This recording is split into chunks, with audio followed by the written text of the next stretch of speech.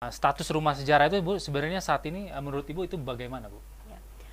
Jadi rumah yang dimaksud dengan rumah sejarah Karawang itu adalah rumah milik Jiao Ki Song. Itu rumah itu terletak di Kecamatan Kalimati, ya Pak ya. Kecamatan Kecamatan Rengas Dengklok. Ya. Kalimati. Dan itu rumah yang memiliki nilai historis tinggi. Kenapa begitu? Nah, jadi peristiwanya begini. Pada tanggal 7 Agustus tahun 45, pemerintah pendudukan Jepang itu memanggil Insinyur Soekarno, Muhammad Hatta, dan Dr. Rajiman untuk pergi ke Dalat di Vietnam, yaitu untuk apa? Untuk mendirikan PPKI. PPKI itu adalah Panitia Persiapan Kemerdekaan Indonesia. Karena waktu itu Jepang sudah menyadari bahwa Indonesia harus diberi kemerdekaan. Nah, kemudian kita tahu bahwa pada tanggal 14 Agustus itu ternyata Jepang harus menyerah kepada sekutu. Jadi sekembalinya dari Dalat, Soekarno-Hatta itu tetap berketetapan bahwa kemerdekaan itu harus menunggu rapat PPKI dulu. Namun demikian, kaum muda yang dalam hal ini diwakili oleh para pemuda seperti Sultan Syahrir, Sukarni, Wikana, dan lain-lain, itu berpendapat bahwa kemerdekaan itu jangan menunggu diberikan dari Jepang. Jadi mereka mengatakan bahwa proklamasi harus segera dinyatakan oleh Soekarno-Hatta. Namun Soekarno-Hatta tetap tidak mau. Nah, di sini dalam hal ini akhirnya para pemuda bersama dengan pasukan pembela tanah air Dai dan Jakarta itu memutuskan bahwa Soekarno dan Hatta harus dibawa menyingkir keluar kota untuk apa? Untuk menghindarkan mereka dari kontak dengan Jepang. Oleh karena itu Dai dan Jakarta ya dalam hal ini Pak Singgih, Sodanco Singgih itu mencoba membujuk agar Soekarno-Hatta dibawa keluar kota. Mereka mengatakan bahwa akan terjadi pemberontakan terhadap Jepang. Itu terjadi pada tanggal 16 Agustus ya, 16 Agustus. Jadi apa? Ini Soekarno terpaksa ikut. Nah, ternyata dibawa kemana mereka ini? Ini dibawa ke Rengas Dengklok. Dan dalam perjalanan ke Rengas Dengklok itu mereka terlebih dahulu singgah di rumah asisten Bedana, kemudian singgah lagi di markas peta di Rengas Dengklok, dan akhirnya diinapkan di rumah Jiao Ki Song, yaitu seorang orang kaya di situ yang rumahnya layak untuk diinapi begitu ya. Dan disitulah di rumah Jiao Ki Song ini para pemuda dengan peta ya dalam hal ini Sodanco Singgih itu membujuk Soekarno untuk segera memproklamasikan kemerdekaan. Soekarno sebetulnya juga sudah berpikir bahwa ini memang harus segera proklamasi itu, tapi dia kan taat artinya kepada persetujuan dengan Jepang bahwa itu harus dirapatkan dulu. Nah, namun dengan bujukan, dengan penjelasan dari Singgih dan kawan-kawan, di situ ada pemuda Sukarni, ada Yusuf Kunto, akhirnya Insinyur Soekarno itu berketetapan bahwa memang proklamasi harus segera dinyatakan dan tidak menunggu Jepang. Sehingga pada tanggal 16 Agustus itu sore itu juga mereka kembali ke Jakarta pada pukul 7 malam tanggal 16 Agustus. Dan setiba di Jakarta kemudian teks proklamasi disusun ya sampai pagi itu, dan tanggal 17 Agustus kemudian kemerdekaan Indonesia diproklamasikan di Pegangsaan Timur 56. Nah, jadi berdasarkan data historis itu saya beranggapan bahwa betapa tinggi nilai historis rumah Jiao Ki Song ini ya. Dan itu tentu saja dengan mengingat nilai historis itu, maka menurut saya rumah Jiao Ki Song itu adalah benda cagar budaya yang dapat dikatakan sebagai kawasan cagar budaya ya, karena satu bukan karena nilai arsitekturnya atau apa, tapi karena nilai historis yang terjadi di rumah itu ya. Dan ini saya sebut sebagai kawasan cagar budaya karena di situ ada rumah atau bangunan lain yang menjadi satu kesatuan peristiwa ini, yaitu rumah kantor asisten Bedana dan juga markas peta. Jadi ini berdekatan letaknya berada di Kecamatan Rengas Dengklok. Sehingga ya saya mengatakan inilah kawasan cagar budaya. Ya, legalitasnya sendiri itu gimana, Bu? Nah, ini begini, sesuai dengan Undang-Undang Cagar Budaya Nomor 11 ya tahun 2010,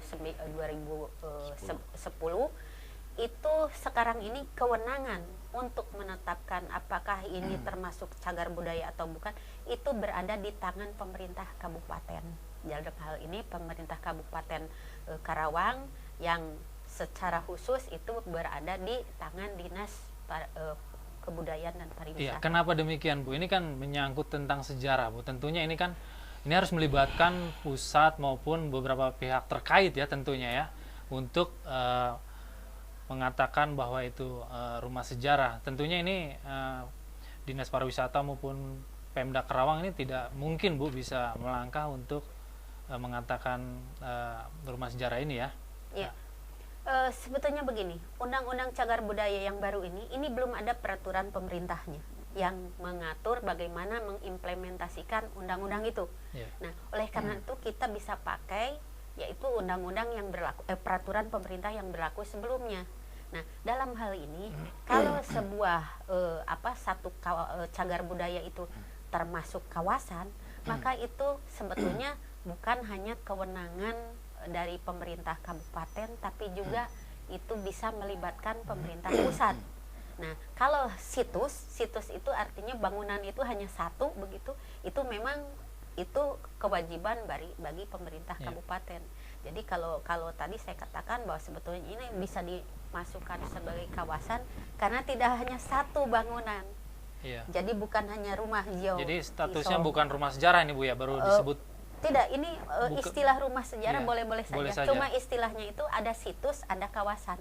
Situs cagar budaya atau kawasan cagar budaya. Nah, saya bisa mengelompokkan ini sebagai kawasan cagar budaya karena situsnya tidak hanya satu bangunan. Tapi ada tadi dengan rumah kantor asisten Bedana, sekarang itu kantor kecamatan, kantor camat, dan juga ada bekas markas peta Rengas Dengklok yang sekarang itu menjadi tugu ya, tugu Rengas Dengklok itu. Dan menurut saya ini ya bisa disebut sebagai kawasan. Baik, mungkin Pak Acep, untuk Pak Acep sendiri nih ke Dinas Pariwisata Kabupaten Karawang, tanggapannya seperti apa nih Pak Acep? Begini ya, kalau kita melihat masalah Rengas Dengklok itu dari dulu sudah tercatat ya, sudah tercatat kesejarahan dari tahun berapa, Bu ya? Ada buku sejarah nasional. Kejadian peristiwa Rengas Dengklok itu. Jadi 1975. Ya, hanya tidak menginventarisir apa aja kejadian yang rinci di sana, gitu kan. Perjalanan Bung Karno itu kan dengan rombongan diterima di kantor asisten Bedana, kemudian juga diterima singgah di rumah markas peta, kemudian beliau di sana ya mendiskusikan, membuat satu kebulatan tekad di rumah yang kita bayar rumah sejarah itu Yokisong ya, namanya Peisong kalau dulu namanya Peisong. Dan 16 Agustus juga bendera berkibar di kantor asisten Bedana gitu kan. Nah, orang hanya melihat sejarahnya saja, sejarah tanpa bangunan-bangunan sejarahnya ya, tinggalan-tinggalan sejarahnya itu diperhatikan, sehingga ya sekarang ya mungkin kami diskusikan kaitan dengan status rumah sejarah ya, kemudian status bangunan kantor camat ya. Sekarang bangunan rumah sejarah Jokisong itu seharusnya memang status masih milik ya, perorangan, bukan milik pemerintah daerah. Jadi milik sekarang Jokisongnya sudah nggak ada, milik ahli waris ya, keluarga ahli waris. Itu yang kita bahas, dan ke depan ya rumah Jokisong itu akan dibagaimanakan, dan saya setuju apa yang disampaikan oleh Prof. Nina tadi. Jadi ya kita sekarang sedang membuat satu ketetapan sesuai dengan amanat Undang-Undang Nomor 10 tahun 2011 ya, Undang-Undang Cagar Budaya, bahwa di situ rumah itu salah satu cagar budaya, tetapi juga ada peristiwa-peristiwa lain. Misalnya ada peristiwa Bung Karno diterima di sini karena berhenti di sini. Nah, itu jadikan satu kawasan nantinya. Jadi kita akan tetapkan pemerintah kabupaten ini sudah kerjasama dengan Universitas Singapura Bangsa, Fakultas Hukum Unsika ya, untuk segera menetapkan bahwa di situ merupakan kawasan cagar budaya, yang kalau sudah jadi kawasan cagar budaya nanti tidak hanya tanggung jawab pemerintah kabupaten, ini pemerintah provinsi juga ikut terlibat ya, yang dulunya provinsi juga belum banyak terlibat, pemerintah pusat juga ya belum menyentuh ya, jujur aja pemerintah pusat belum pernah menyentuh ya kaitan dengan kesejarahan Rengas Dengklok gitu kan. Ini yang saya hafal dari dulu gitu kan. Jadi Tugu juga belum selesai. Oleh karena itu dengan nanti ada ketetapan aspek yuridisnya, kemudian aspek kesejarahannya juga, aspek antropologinya juga sudah jelas. Nanti kita akan mungkin berupaya semaksimal mungkin pemetaan kawasan ya di situ, dan kita termasuk juga menyiapkan masyarakatnya nanti di sana. Masyarakat di sana sebagai pengolah. Ketika orang datang ke sana mau ngapain, nggak ada orang gitu kan, nggak ada siapa yang ngolahnya. Kemudian ada apa saja di Rengas Dengklok, ini nilai-nilai yang harus terpenting, ini nilai-nilai kesejarahannya gitu kan. Nilai-nilai kesejarahan kita juga akan munculkan ini dengan lembaga yang ada nanti di masyarakat ya, di masyarakat Rengas Dengklok gitu. Saya kira sementara itu, Pak. Iya. Terus aspek yuridisnya ini kan belum ada ya, jelas kan. Terus Dinas Pariwisata Kabupaten Karawang sendiri terus selama ini apa yang dikerjakan? Ini udah presiden ini udah berapa ganti ya presiden, baik dari zamannya Soekarno sampai zamannya Presiden SBY. Sepertinya ini kan rumah sejarah yang harus benar-benar artinya harus benar-benar dilestarikan. Nah, ini apa nih, Pak? Sebenarnya gini ya, kalau kita tetap ya pemerintah kabupaten ini ya, ketika itu tanah itu status lahannya bukan tanah pemerintah kabupaten, kita tidak bisa serta-merta membangun di atas tanah itu. Ya, dibangun seperti apa? Ya dibangun seperti dulu misalnya ada posisi Bung Karno di mana, kemudian ada tentara petanya di mana. Itu tidak seperti itu, karena status lahan milik perorangan, gitu kan.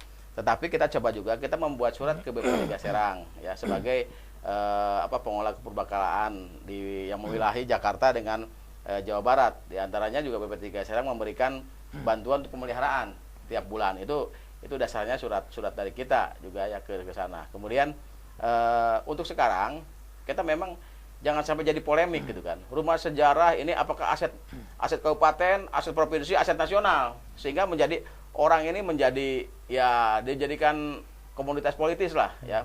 Jadi nanti datang ini yang punya pihak kepentingan datang ya, kita ini akan ditetapkan sesuai dengan amat undang-undang, dalam undang-undang cagar budaya kan gitu. Untuk penetapan cagar budaya itu ditetapkan oleh peraturan daerah. Kita sekarang sedang fokus kepada penetapan cagar budaya dulu. Itu akan dijadikan kawasan cagar budaya. Kalau sudah penetapan cagar budaya, kemudian kita juga konsen ya dengan Prof Nina, dengan guru besar Unpad ya, dengan teman-teman kita kerjasama bagaimana mengkaji aspek kesejarahan, mengkaji aspek yuridisnya, mengkaji aspek antropologisnya ya, sehingga nanti ketika ini kajiannya sudah ada, kemudian kita juga insen sekarang dengan ahli waris ya.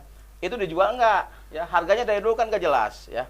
Tadi juga hasil diskusi tadi kan kepala desa ngomong ya dari mulai harganya segini naik, sekarang enggak dijual lagi. Ini juga harus ada trik-trik pendekatan. Kita akan pendekatan dengan ahli warisnya ya, yang kita pertanyakan ya, kalau memang ada aturan-aturan kan di tempat lain juga. Kalau memang dijual ya jual yang harga wajar ya. Kalau misalnya harga terlalu tinggi juga Pemda nanti markup ya. Markup itu kan juga ya, ini bukannya Pemda sudah menawar dari sejak tadi kan sudah beberapa hasil diskusi dengan tokoh masyarakat juga dengan pelaku ya pejabat pemerintah di Kabupaten Karawang dari 2008 sudah menawar. Kemarin juga Pak Sekda sudah menghubungi tapi tidak jawaban. Kemarin lagi ahli warisnya ngomong ke kepala desa, nggak akan dijual katanya. Ya kecuali harga tinggi gitu kan. Ini lucu ya, sebenarnya lucu. Jadi kita ingin ya, justru kita sekarang membalik pertanyakan gitu kan kepada ahli waris gitu kan. Kalau memang itu rumah sejarah, kemudian ya apalah nanti kita kerjasama dengan Pemda seperti apa gitu kan. Jadi jangan sampai tadi juga ada yang usulan di tokoh masyarakat ini pemerhati sejarah orang Rengas Dengklok juga, udah aja kalau susah buat replika katanya. Replikanya termasuk ketua komisi D ya. Tadi Pak Nanda bilang buat replika aja kalau misalnya susah. Ya, ini kalau juga susah-susah ya. Kalau susah-susah buat replika aja. Ini yang harus kita luruskan dan kita pertanyakan. Sebenarnya kita ingin rumah itu memang bukan rumah asli ya. Jujur aja itu bukan rumah asli. Hanya ada bagian-bagian barang yang asli. Ya. Rumah dulu itu rumah dulu itu adanya di pinggir Citarum. Bung Karno membuat kebuatan tekad oleh Yayasan Peta Peta Tentara Peta di pinggir Citarum, dan disuruh siapkan tentaranya di mana posisi, dan persiapan juga termasuk di sana, kesiapan perahunya apabila terjadi suatu hal yang menyelamatkan Bung Karno dengan keluarga di situ. Dan terjadi 1968 terjadi banjir bandang. Nah, rumah itu tergerus, pindahlah kurang lebih 100 meter maju ke depan. Nah, di situ yang sekarang itu 58 kejadiannya. Tapi memang betul kalau menurut Undang-Undang Cagar Budaya itu di atas 50 tahun masih kategori cagar budaya situs. Ya itu karena di situ juga ada bagian-bagian yang terpenting yang ada di rumah itu dan dipelihara oleh Joki Song dengan ahli warisnya. Hanya ini permasalahannya kita sedang meluruskan, tetap kita Kabupaten Karawang itu pertama penetapan keputusan aspek hukumnya dari pusat ya, dari kabupaten. Dari kabupaten. Perda. Kita udah harusnya 2012 ini, tetapi mungkin terlambat ya, dengan Dewan Proleglanya masuk nanti 2013. Iya. 2013. Nanti tinggal 2013 selesai, kita juga minta dibantu Prof Nina bagaimana memperhatikan seluruh jadi kawasan buat master plan. Rencananya kita buat master plan ya, dari titik ini gitu kan. Jadi orang itu tahu gitu kan. Jadi tidak hanya lihat tugu kayak gitu. Lihat rumah sejarah tidak seperti itu. Nilai-nilainya yang harus kita wariskan kepada generasi yang akan datang, itu yang terpenting. Oke. Ya, baik untuk Pak Suherman nih, pemerhati sejarah Karawang ya. Tentunya Pak Suherman sebagai warga Karawang juga ini bagaimana nih melihat dengan rumah sejarah yang kondisinya sepertinya ini belum ada kejelasan, itu gimana nih? Ya, terima kasih. Sebetulnya sih secara pribadi dan masyarakat umum yang berada di sekitar Rengas Dengklok, kami mendengar ini juga sudah cukup lama, tetapi tiada akhir yang membanggakan untuk masyarakat Karawang sebagai putra daerah ketika ada terjadi sebuah peristiwa yang menyerupakan cikal bakal kemerdekaan. Siapa bilang kalau misalnya mendengar Rengas Dengklok itu tidak identik, sangat identik sekali dengan proklamasi diselenggarakan di Rengas Dengklok. Hal lain yang kira-kira menjadikan ketidaknyamanan masyarakat Rengas Dengklok ketika beberapa tahun yang silam juga ini sudah terdengar bahwa rumah Joki Song kategori bukan seorang pahlawan. Dari riwayat sejarah, catatan para ahli, termasuk juga catatan jurnal Seknek ya tahun 2006 yang kemarin baru keluar. Di sana juga diceritakan bahwa Soekarno itu transit pertama itu dan mengadakan rapat kebulatan tekad itu di markas Cudan atau markas Peta atau sekarang menjadi Tugu Kebulatan Tekad yang sekarang ini yang lama itu ya. Nah, kemudian ada ketidakenakan apabila saya sebagai seorang pemerhati, saya Yayasan Sangga Buana mengangkat sejarah Rengas Dengklok ini sudah 7 tahun semenjak tahun 2006 dengan upacara yang disebut Napak Tilas Kebulatan Tekad Proklamasi, di mana kegiatan ini juga jika saya tidak memaksakan bersama masyarakat di wilayah sekitar itu, sepertinya sejarah Rengas Dengklok ini juga sudah abu-abu ya, sudah seperti apa nampaknya gitu. Apalagi nanti kelak buat para generasi muda untuk kepentingan penelitian, untuk kepentingan pondasi kebersamaan ketika Indonesia merdeka berawal dirumuskan di Rengas Dengklok. Jadi saya mohon dengan rapat seminar ataupun pertemuan semacam tadi itu tadi, semogalah cepat selesai. Jika memang seorang Joki Song minta dihargai, dia sudah punya harga seperti apa terhadap perjuangan ini, sedangkan dia juga tidak tahu ketika seorang proklamator bersama rombongan dan keluarganya, rumah Joki Song itu dihampiri oleh kelompok pemuda dan peta dengan senjata lengkap. Dipinjamlah rumah tersebut. Kenapa demikian? Karena akomodasi rumah tersebut layak untuk dijadikan rumah singgah. Tetapi setelah rombongan itu kembali ke Jakarta, konon Norma Taher, istrinya Masrin, mengatakan dia terjatuh pingsan ketika mendengar bahwa rumahnya dipakai tempat singgah Bung Karno bersama keluarga. Calon Presiden Republik Indonesia dan Wakil Calon Republik Indonesia beserta ibu dan keluarga. Iya. Oke. Seperti itu. Bu, kembali ke Ibu nih Bu ya. Dari sudut pandang pengamat sejarah, apa sih Bu yang harus dilakukan oleh dinas terkait Bu sebenarnya? Ya. Yang pertama tentu saja yaitu secara yuridis harus dibuat perda bahwa rumah Gio Kisong itu adalah dengan rumah kantor yang disinggahinya, yaitu rumah kantor asisten perdana dan juga markas Peta Rengas Dengklok itu ditetapkan sebagai kawasan cagar budaya. Satu itu. Lalu yang kedua, setelah ditetapkan baru mengadakan pendekatan kepada ahli waris, ya, bahwa rumah ini kan sebaiknya dikelola oleh pemerintah. Nah, dan biasanya sebetulnya di Indonesia ini ya, rumah-rumah bersejarah seperti itu tidak dijual. Karena apa? Ini para ahli waris umumnya punya rasa patriotisme, ya. Sudahlah, tidak usah dijual. Tapi tentu dalam hal ini pemerintah kabupaten, juga dalam hal ini dinas Parbud, dinas Kebunpar harus punya juga rasa tepok seliro. Berilah mereka kompensasi yang sewajarnya, karena bagaimanapun itu kan rumah leluhur mereka dan mereka berhak sebagai ahli waris mendapatkan haknya. Jadi langkah-langkahnya itu saya kira baru setelah ada perpindahan tangan, nah itu dikelola secara baik. Nah, pemerintah pusat, menurut Ibu menilai pemerintah pusat dengan rumah sejarah ini sudah ada nggak menurut Ibu? Jadi begini, sebetulnya peristiwa yang terjadi di rumah Gio Kisong itu sudah masuk peristiwa nasional. Dan tanggung jawabnya pusat, bukan harusnya, bukan? Harusnya begitu. Dan kita sudah lihat bahwa peristiwa Rengas Dengklok itu sudah masuk di dalam buku sejarah nasional Indonesia. Itu adalah buku referensi yang resmi dari pemerintah Indonesia, ya. Dan dengan demikian ya ini bukan peristiwa lokal, bukan sejarah lokal. Jadi harusnya pemerintah pusat, ini sejarah bangsa, Bu, ya? Iya, sejarah bangsa. Ini harus dikelola begitu. Namun, kenyataannya tadi saya katakan bahwa dalam Undang-Undang Nomor 11 Tahun 2010 itu sekarang ini kewenangan untuk penetapan dan pengelolaan itu berada di tangan pemerintah daerah. Dalam hal ini pemerintah Kabupaten Karawang. Nah, mumpung ya, belum ada peraturan pemerintah yang dipakai untuk mengimplementasikan undang-undang ini, dipakai saja aturan terdahulu, yaitu apa?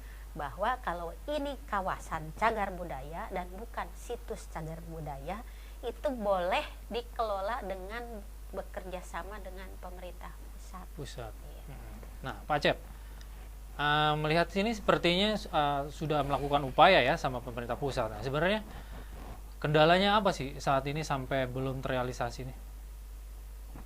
Terrealisasi pembelian atau apa? Ya, baik pembelian atau termasuk penetapan juga ya statusnya itu ya. Kalau penetapan status itu kan dari itu amanat undang-undangnya juga 2010 ya, 2011 tahun 2010, belum lama. Bukan. Kalau pencatatan sebagai itu situs cagar budaya itu sebenarnya sudah dari lama juga kan, bahkan sudah tercatat dalam peristiwa sejarah ya, sejarah nasional. Nah, hanya permasalahannya memang permasalahannya untuk membangun Rengas Dengklok itu tidak sedikit. Ya, dananya cukup besar, dan pada waktu itu yang saya dengar dari pemerintah kabupaten ya belum terfokus untuk ke arah ke sana, kan. Dan sekarang juga sebenarnya ada dana dari provinsi untuk membenahi tugu yang baru aja, tugu yang baru itu, dan dananya juga tidak terlalu cukup besar, itu di bawah 1,5 miliar lah kalau nggak salah yang saya dengar informasinya dari dinas Kimrum provinsi. Dinas Kimrum provinsi ini masalah. Nah, itu tugu yang saat ini dibangun itu sebenarnya tugu apa sih? Itu kan berbeda sepertinya. Tugu yang dibangun saat ini sama yang sebelumnya itu. Mungkin bisa digambarkan Pak Cep biar masyarakat pun lebih jelas dan lebih mengetahuinya. Ya, ini tugu yang sekarang ini kan memang beda ya. Itu hasil konsultan yang dibuat sekarang ini yang belum selesai itu ya, itu memang akan dibuat luas. Di situ jadi arena tugu proklamasi, kemudian arena upacara, arena apa, kemudian ada pertemuan, ada napak tilas. Jadi yang tanah yang cukup luas di sana gitu kan. Indoor. Jadi outdoor. Sedangkan kalau tugu yang lama itu sebenarnya Tugu yang lama hanya mengingatkan. Di situ dulu kejadian kebulatan tekad itu ketika Bung Karno dengan rombongan singgah di kantor asisten Wadana sebentar, kemudian menunggu sambil mencari, ya tentara peta itu sambil mencari rumah mana yang pas. Disitulah di rumah di markas peta yang sekarang jadi Tugu Kebulatan Tekad yang lama, yang dibangun tahun 1950 itu kan di situ. Jadi beliau Bung Karno dengan keluarga menunggu di situ, ya kemudian barulah dibawa ke rumah Peisong, ya. Seperti itu. Jadi yang dibuat Tugu yang lama itu dengan karakter bangunan dan sebagainya itu masyarakat pada waktu itu, ya. Jadi yang sekarang dibangun ya disesuaikan, dan nanti kan kita juga ke depan kalau sudah dananya ada, sudah aspek kita membuat perencanaan tadi seperti yang disampaikan oleh Prof Nina, aspek yuridisnya dulu kita selesaikan, cagar budaya kita selesaikan, mudah-mudahan di 2013 tergantung dewan nanti, ya, tergantung dewan. Jadi kalau bagian hukum sudah mendesak terus, kemudian konsultannya kerjasama dengan Fakultas Hukum Unsika sudah mendesak, ya, tinggal nanti dari hasil keputusan dengan DPRD Kabupaten Karawang itu sudah jadi itu, kemudian kita akan buat satu perencanaan, ya tadi sudah jelaskan master plan. Jadi rumah sejarah itu bagian dari cagar budaya, ya kawasan cagar budaya gitu, salah satu cagar budaya pada satu kawasan cagar budaya. Jadi kantor camatnya, kemudian rumah sejarah dengan Tugu. Apakah nanti Tugu yang lama itu akan dibuatkan lagi markas peta gitu kan? Ya, karena dulu kan udah rapuh, ya. Dibuat seperti itu udah bangunannya dulu kan bangunan dari bilik. Apakah seperti apa nanti kan kita Ya. Lihat ke depan. Ya, ini kedepannya apakah akan diarahkan untuk objek wisata ini, untuk dinas pariwisata? Oh jelas, ya. Sekarang aja sebenarnya banyak pengunjung ke sana, ya, banyak pengunjung, sudah mulai banyak pengunjung. Hanya memang kita harus sedang membenahi manajemennya. Jadi tadi ya manajemen pengolahannya. Jadi kalau dikelola oleh Dispurpar itu ya mungkin personilnya sangat terbatas. Kita juga minta ke masyarakat. Beberapa kali kita diskusi dengan masyarakat dan sekarang sudah ini. Mudah-mudahan tahun ini selesai. Kita ingin tahun ini selesai, ya. Tahun ini ingin selesai, dan ketika selesai nanti ada badan pengelola di sana, ya. Kalau orang datang itu sekolah yang datang atau apa, sudah jelas badan pengelola, sudah jelas nanti yang menjelaskan sejarahnya, ya. Yang menjelaskan sejarahnya jelas. Oh ini sejarahnya seperti ini gitu kan. Sementara kan datang melihat gitu kan, itu datang melihat, oh ini Tugu, apa maksudnya Tugu, oh ini rumah gitu kan, oh ini nggak lihat peristiwa-peristiwa yang terjadi, nggak lihat nilai-nilai kesejarahannya. Itu yang harus kita pacu generasi. Jadi orang sana juga kadang-kadang ada apa dengan Stengklok dulu, nggak tahu nggak apa. Ini yang harus kita robah mindsetnya. Mudah-mudahan ke depan ya dengan ada badan pengolah itu ya kita support dengan leafletnya. Tahun ini juga leaflet harus selesai, leaflet masa kesejarahan. Kemudian juga buku berbagai versi harus ada.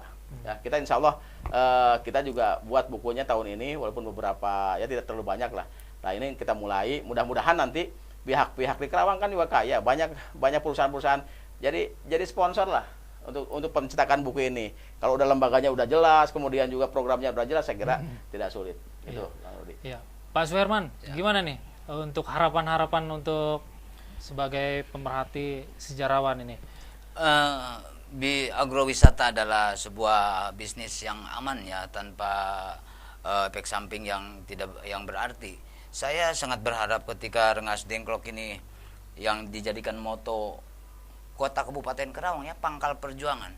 Saya kira perjuangan yang levelnya bersifat nasional adalah di Rengas Dengklok.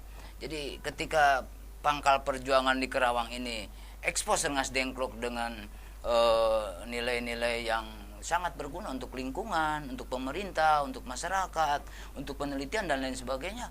Wah, luar biasa sekali. Jadi berarti cita-cita yang tertunda para pahlawan itu akan hidup kembali dengan dibukanya kembali, diluruskannya kembali sejarah Rengas Dengklok ini. Maka oleh karena itu saya berterima kasih kepada pemerintah daerah, juga kepada Dinas Kebudayaan Pariwisata telah berulang kali mengadakan pertemuan ketika sosialisasi tentang Tugu proklamasinya, sosialisasi tentang monumen proklamasi yang kemarin dibangun belum selesai, ketika sosialisasi juga dengan rumah Jokisong. Nah, tentang rumah Jokisong saya berharap jika memang keluarga tersebut mempunyai ada keinginan sifat nasionalisme, marilah kita buka kembali catatan sejarah di mana fungsi kita, di mana posisi kita, untuk menghargai bahwa yang menonton ini, yang melihat ini bukan orang Rengas Dengklok loh. Nanti bukan karena kebanggaan ini di harga akan menjadi mahal dan kemudian dia akan menjadi untung, tetapi malu dia di depan umum, malu dia di mata dunia, dia akan malu di mana harga derajat keluarga tersebut. Jika memang ini terdengar ke seantero dunia itu nanti, saya berharap dengan wawancara ini, dengan rapat yang diadakan oleh pemerintah daerah, menemukan titik yang baik di antara pemerintah dengan ahli waris ketika mereka mempunyai berangkat dari semangat nasional, semangat yang tertunda, semangat ahli kubur, seorang Jokisong. Dia ini berkeinginan setelah dia terbangun dari pingsan saja, dia menyerahkan semua aset, sisa-sisa kegiatan Bung Karno ketika itu. Ada sandalnya, ada gelasnya, diserahkan kepada keluarga Bung Masrin. Memang Bung Masrin ketika itu seorang tokoh pemuda, juga tokoh pejuang yang mengangkat senjata bersama rakyat di sekitarnya untuk ikut mempertahankan dan melucuti senjata ketika Bung Karno tiba ke Rengas Dengklok. Jadi itu semuanya sama Kisong diserahkan kepada Masrin. Tetapi Masrin tidak.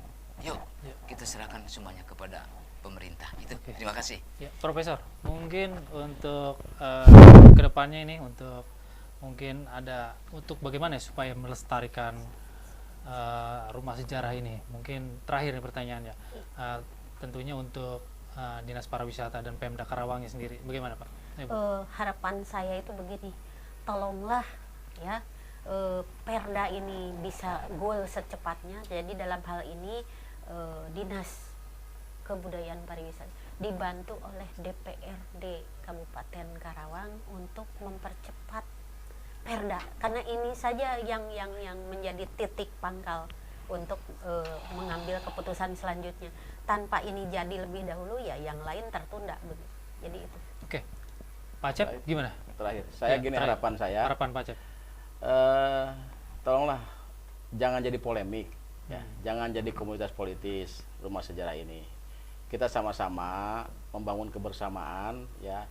Tadi ya, bagaimana ya, baik itu orang yang punya kepentingan maupun termasuk dengan ahli warisnya, kita sama-sama bangun kebersamaan, termasuk dengan dewan, pemerhati sejarah, pihak lain, jangan dijadikan muatan politik.